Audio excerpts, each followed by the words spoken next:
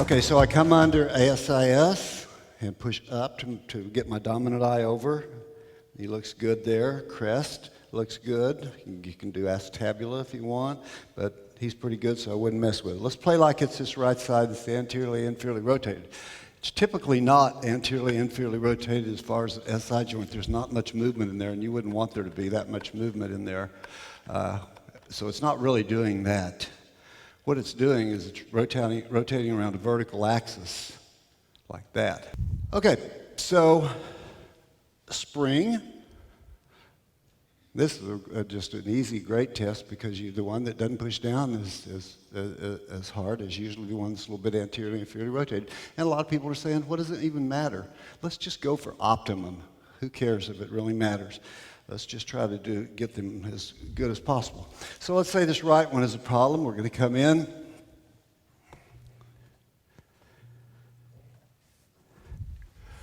Snake it in around like that. Distract, compress, distract, compress, distract, compress. Internally rotate. When you come in like that, you're internally rotating the femur. So internal rotation. Push your leg that way. 2, 3, 4, 5, and relax, and take him into a little hip flexion and internal rotation. Or you can externally rotate, not as easy, but you can externally rotate. Hip flexion, external rotation, internal rotation, hip flexion, internal rotation, etc. So that's Dalton. Basically what you want to do is you want to leave them, the anterior ilium, distracted. Pull like that. That's posteriorly rotating that one that's anterior.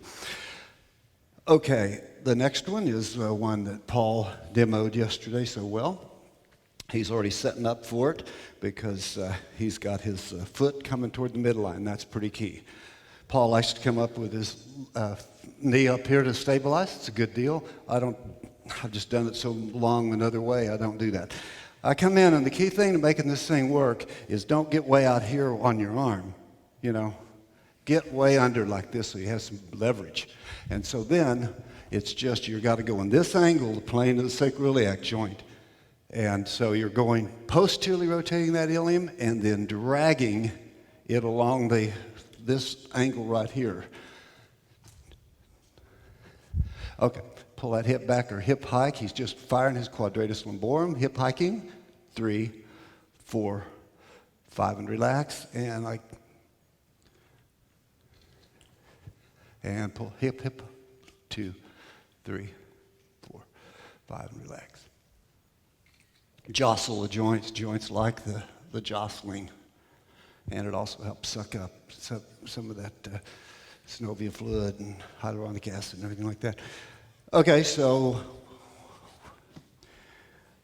I'm going to do it the way that it shows up in most of the books, and that's this way. We have it in Motion is Lotion, Paul doing it a different way. This is the traditional way of getting the pubic symphysis. If pubic symphysis is out, it's real hard for the other two joints of the pelvis to be in perfect alignment, and typically it's going to drop like that. And so you really got I see a lot of people, even in school, I saw a lot of people adjusting sacroiliac joint, but they never included pubic symphysis in their work, and that's a big mistake. So it's because it's simple. So you can just come in like this and ask them to push real fast, real hard against your arms, and I'll rock them. Stop, push hard.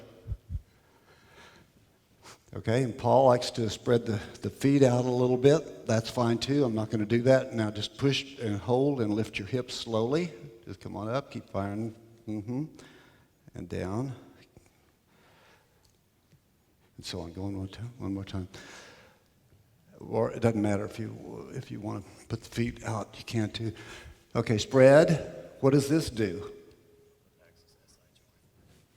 Yeah. Opens up the SI joint. Also pulls the femurs. Decompresses them out of the acetabula. Okay, one more time. Pull and relax. Okay, now lift your hips and pull. Good.